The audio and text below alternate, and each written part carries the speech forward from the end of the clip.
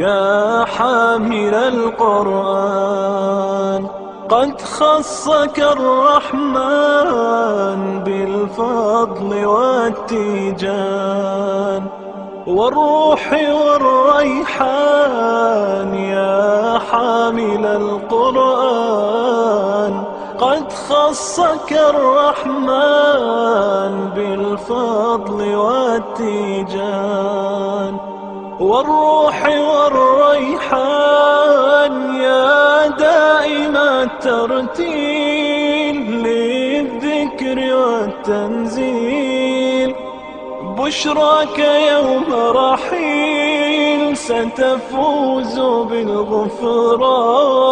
يا قارئ الآيات في الجمع والخلوات، تزهو بك السماوات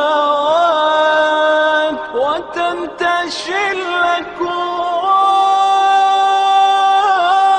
يا حامل القرآن، يا حامل القرآن، يا حامل القرآن.